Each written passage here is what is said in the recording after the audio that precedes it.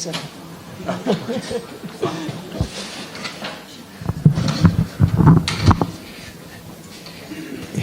evening, everyone.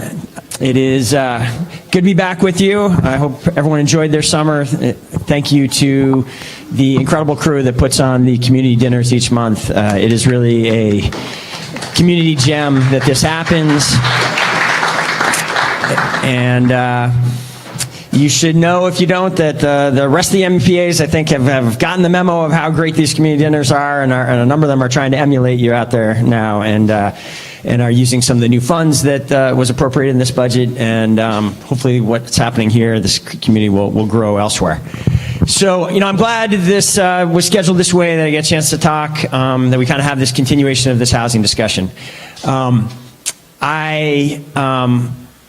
I do want to talk about the Housing Summit and the work that has been going on since the spring and that is going to continue on in the fall. Some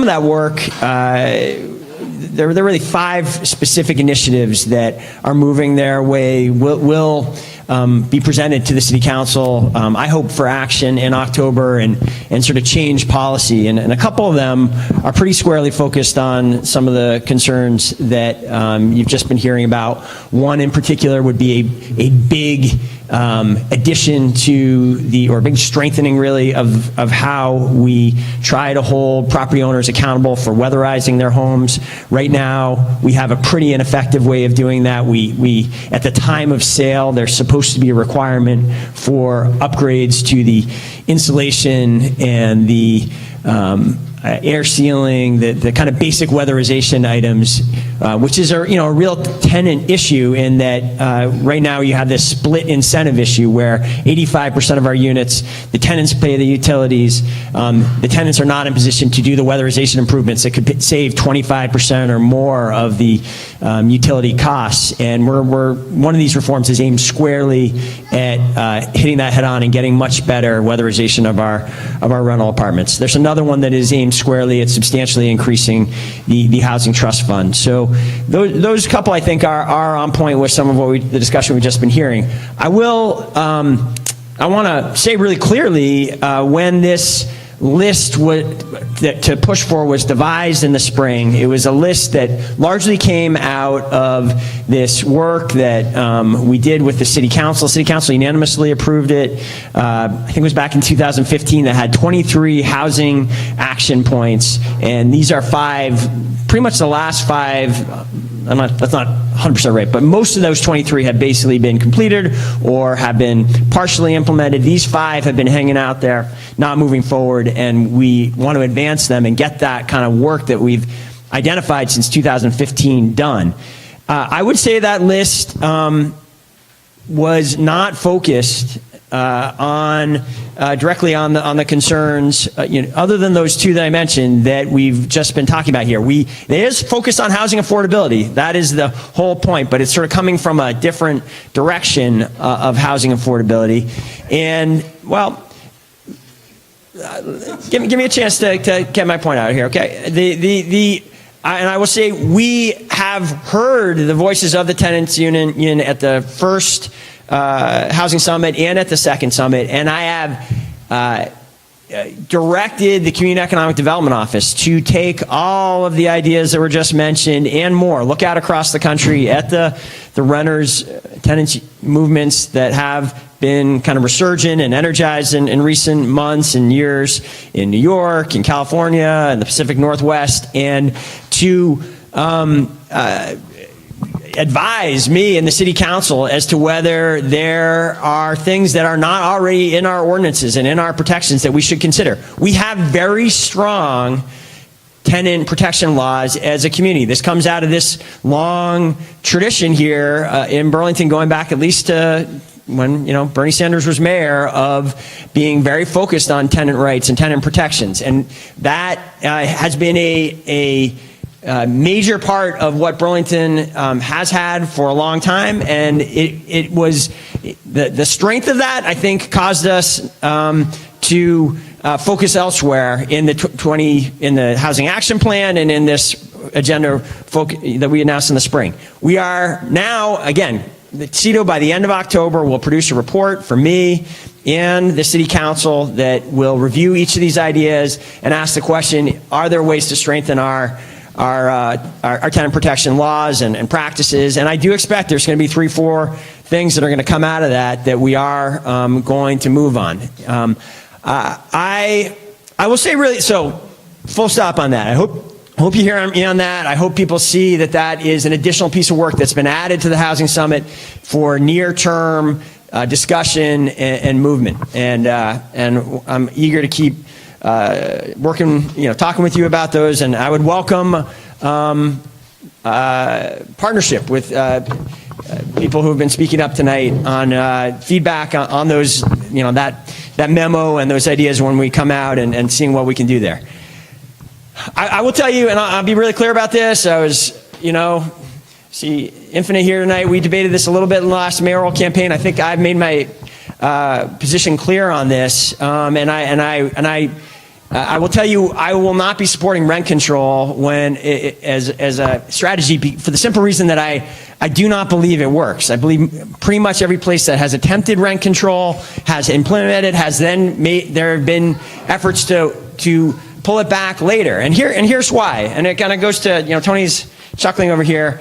Tony makes the point about how much more affordable rent is in Plattsburgh, and surely it is more affordable. It is more affordable not because of some mysterious collusion. It is more affordable because the way our economy works today, and will work until there is sort of fundamental change in the way the American economy works, relies on supply and demand. And people, I know I hear when I talk about this, I hear people shout trickle down and whatnot. This is not some exotic trickle down theory. This is basic supply and demand. And in Plattsburgh, there's a lot of housing because it used to be a productive area where and they lost their thriving economy. They lost their military base. They lost the drivers of the economy there. People don't want to live there anymore. There is a lot of supply and there's not much demand, and the housing is inexpensive as a result. Burlington, fortunately, in some sense, is in a different situation where we are a very desirable place to live. We are a great city. We have our thriving city. People want to live here. And if we want to keep this place affordable, or I'd say make it affordable, because I completely agree and have been saying for years that Burlington today is not affordable for the average person. The average person is spending at least 44% of their income in rent, which is a terrible ratio. It is one of the most expensive ratios of any community in the country.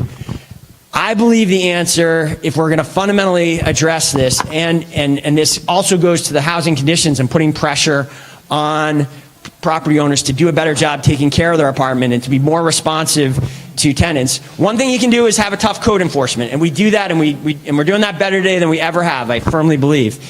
But if the ultimate answer to addressing this in our economy, and this is a conclusion that progressive, small p progressive, liberal communities are concluding across the country, the way to if you really are serious about making housing a human right, you have to build a lot more housing. It is just a basic supply and demand issue. And we have to build a lot more housing, permanently affordable housing. We need to build as much as we possibly can. And that is essentially rent-controlled housing, because the government is making an investment in that. But when the government has attempted to say to people like Patrick, you can't raise your rents, it doesn't work. It keeps people like Patrick and larger developers from making investments and building more homes, and it is ultimately self-defeating and makes the places more inexpensive. That's firmly what I believe, and that's why 3 of our proposals are aimed at increasing that supply. And I guess I'm giving this an impassioned attempt to, make it clear where I stand on this, in that I look across the country and I see tenants groups and people who have reached my conclusion after many years of working in housing, and I was an affordable housing developer for 15 years. I came to the conclusion we're just not going to solve this problem if all we care about, if all we focus on is affordable housing. We need to address this supply issue as well.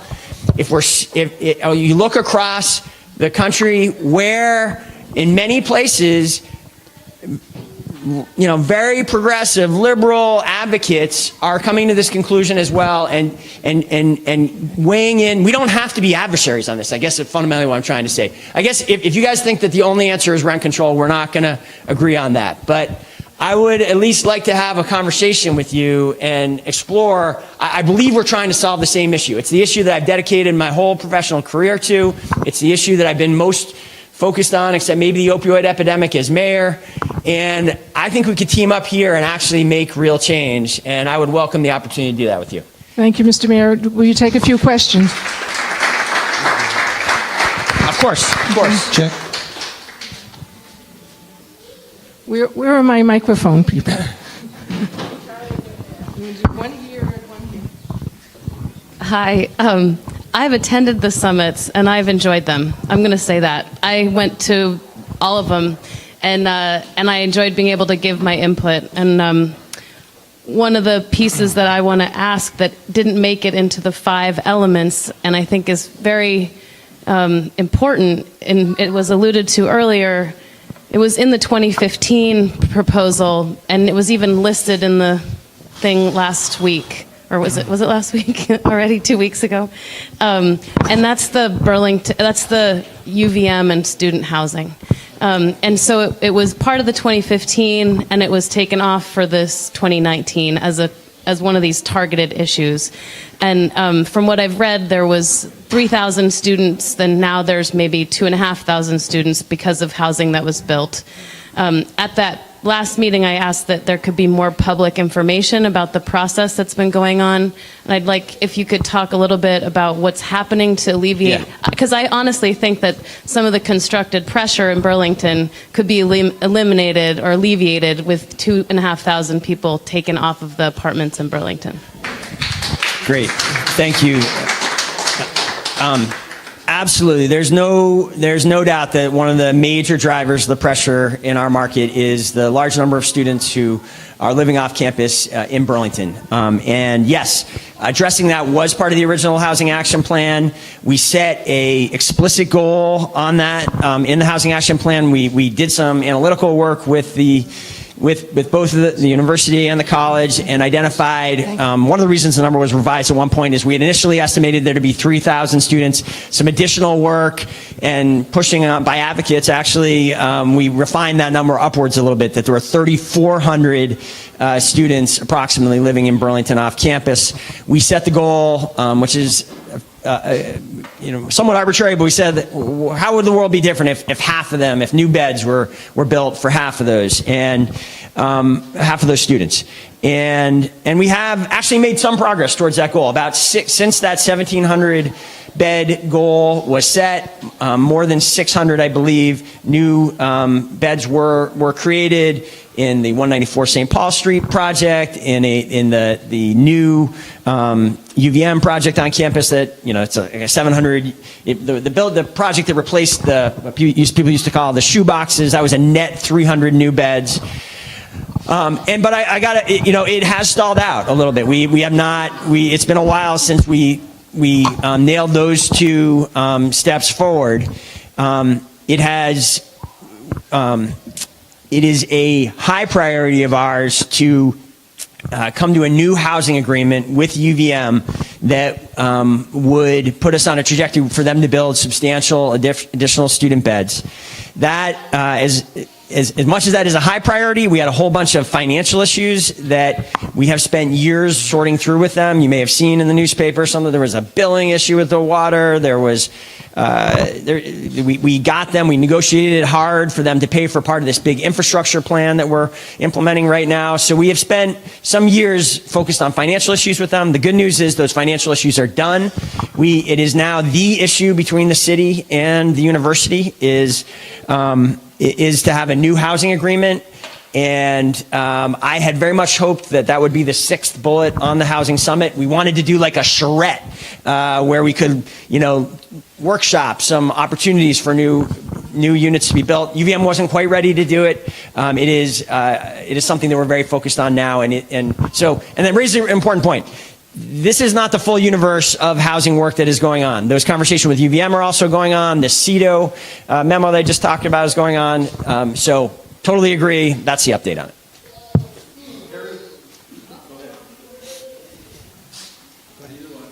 Hi. My name's Matt. I also live on Rose Street. I have a couple questions for you today, Mr. Mayor, and I think they speak to some of the conflict you're feeling between those of us advocating for housing as a human right. Now, you touched on a lot of researching communities, progressive, liberal communities across the country, but it seems to me that the city's approach is funded in a particular kind of liberalism, neoliberalism, market rate solutions, regulatory tweaks, and developers.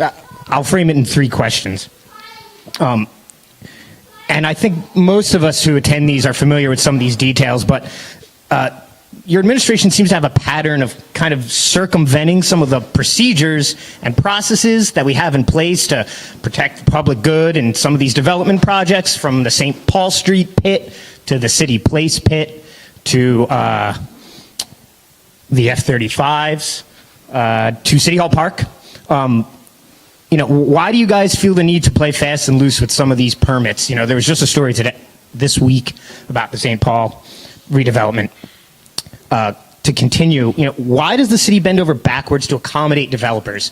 We change zoning laws for these developers. We have deals with notorious slumlords with no plans in place to hold them accountable. And then when we actually address affordable housing, we have market solutions, regulatory tweaks, and tax incentives. Where's the creative thinking? Do we have anything not based in a market solution to address housing in this city? Yes, is the answer to that. I have one more question.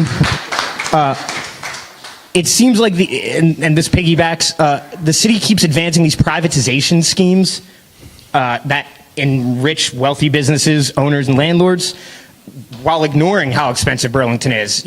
From the attempt to privatize the Church Street Marketplace to the City Place redevelopment, all of these things. I'm not seeing a diversity of tactics that we're hearing. I'm not seeing it. Thank you.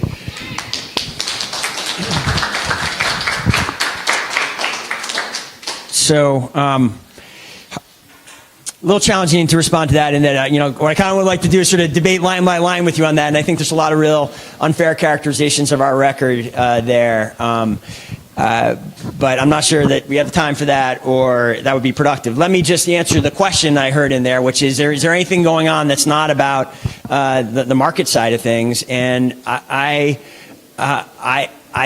unambiguously, forcefully, yes. I mean, we have, in the time that I've been mayor, built or preserved more than 500 permanently affordable homes, more than 500. And we have done that because I was the mayor that said it's not good enough for us to leave the Housing Trust Fund at the level that it had been funded for decades, and doubled basically the size of the Housing Trust Fund. And I'm the mayor who is bringing forward a proposal to say, let's make sure that it permanently rises with inflation going forward, instead of what we've had since it was creation, that it gets eroded a little bit every year by inflation. Again, I spent 15 years of my life working for Habitat for Humanity, working for community-based nonprofits in Southwest Yonkers, the toughest part of Yonkers, working in Vermont, New Hampshire, to build permanently affordable homes for formerly homeless families. What's that? To formerly homeless families. You don't get more affordable than that. I built some of the most deeply affordable housing you can build. That was what I spent my career doing. And as mayor, we have continued those policies that Burlington has a proud legacy on, and we've had as good as record. I'd be curious. Brian Pine has seen people work through all this. We have continued those very proud Burlington legacies of building as much permanently affordable housing as possible. There is a limit on how much subsidy is available, but have we done creative things? Yeah. When the North Avenue Renters Co-op, which was formerly Farrington Mobile Home Park, was in danger of being converted, was on the marketplace to be sold, and to be all that sort of naturally affordable housing was at risk of being lost.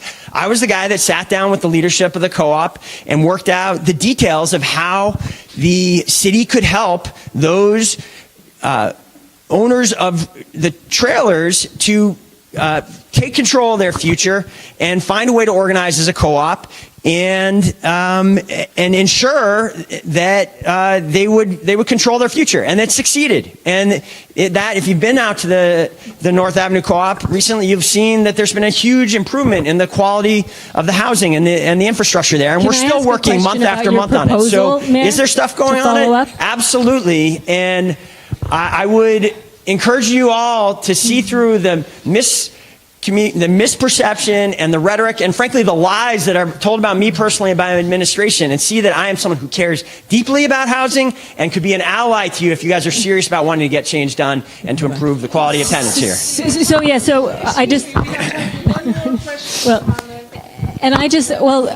I wanted to follow up because you had mentioned one of the things on your housing proposals is the increase of funding for the housing trust fund. And, Yes. And I think one of the things that would be interesting is for more specifics on this, and I think that was what our hope was. And so it looks like my understanding is that it's currently a half a penny, and the proposal is to go to a penny. And is there any proposal to, because you had mentioned about inflation eroding it? Will it be a inflation tied Yes. to inflation? So, Amanda, Please speak calmly, Mayor Weinberger, because you got a little bit agitated up there, and none of us yelled at you, and we'd really prefer if you would not yell at us. And there's a few people who have questions. This person here has a question, has been waiting to speak as well. Hi. Hi. hi. Hi. So, just in terms of, you're saying affordable housing and Cambrian Rise, there's going to be 1,500 new units? Is that? No, currently they're allowed to have a total up to about 770, Okay. and there may be a lifting of that cap. So maybe I'm Maybe 1,000. confused with the 1,500 because right now a one-bedroom apartment is going for 1,500 to 1,650. I wasn't actually being an asshole about that, but that's the cost of a one-bedroom. So you're seeing that you're building new housing to keep the market lower. So people are living in an old orphanage and they're paying $1,650 for a one-bedroom apartment to live in an old orphanage, and they're building new houses. And you're going to say that the Champlain Housing Trust is building separate units, correct? That are going to be separate from people with money, and senior housing is going to be separate. I mean, it's all one community. It's all mixed in But there. they're different buildings. There are different buildings. But hold on. Yeah. But I just want to make clear that they are different. So people in lower incomes are going to be in one building. People It's not higher, totally true, but in general, yes. I'm just saying, seniors are going to be in one building. Poor people are going to be in one building. Seniors are going to be in one building. People with money are going to be in one building. But it's all one community. But that's I'm just stating a fact. But is that correct? I think it's a little more complicated than that, but that's basically right. Yeah. So, but just in terms of housing, like what is being done to make it more affordable? So there's 770 apartments. What is being done to make sure that more of those are affordable, not just 25% or 30% of the units? Okay. So with respect to Amanda's question, yeah,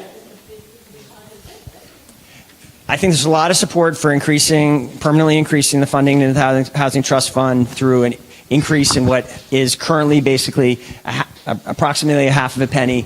The proposal is to go to at least a penny, so at least a doubling, and there's definitely serious discussion about going beyond that. What is intention with that, of course, is we are without a doubt a property tax burden community as well. People have very high property tax bills relative to many other communities, and there's a lot of discomfort about going too far with that.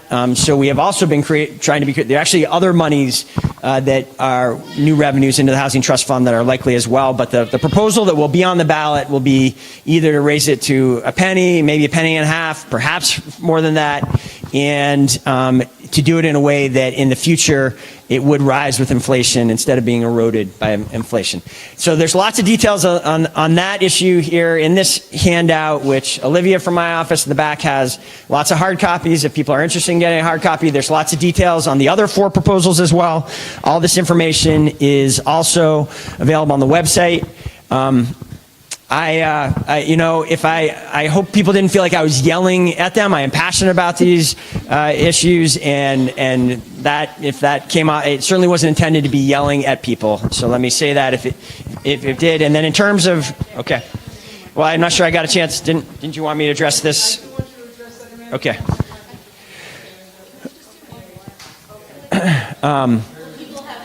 So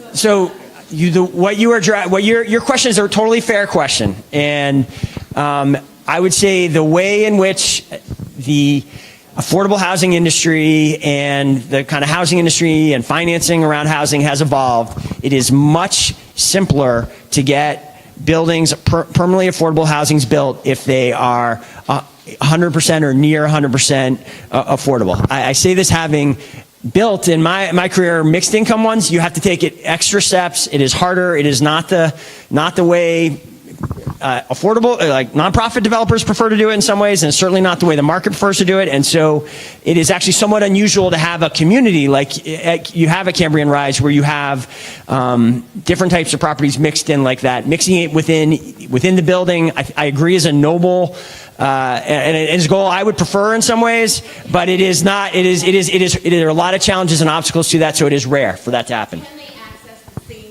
Yeah, the common amenities will be open to everyone. Absolutely. Sorry if that was. And we can also bring Eric Farrell back to talk about that, I think, perhaps.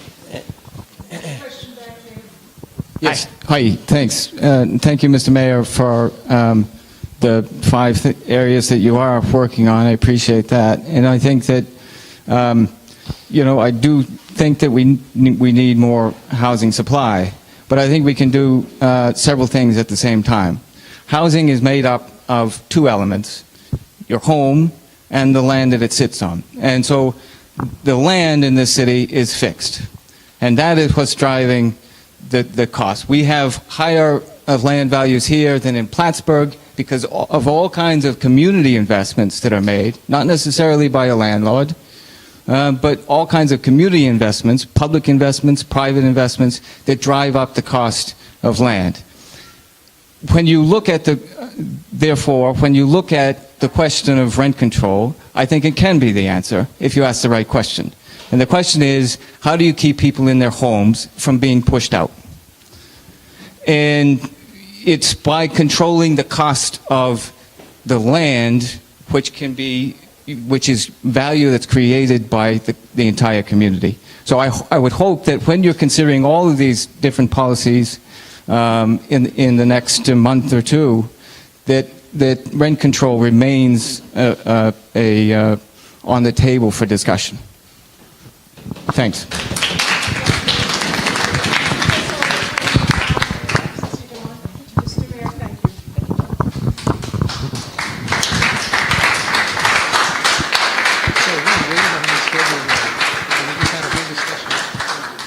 Next, we have our state representative.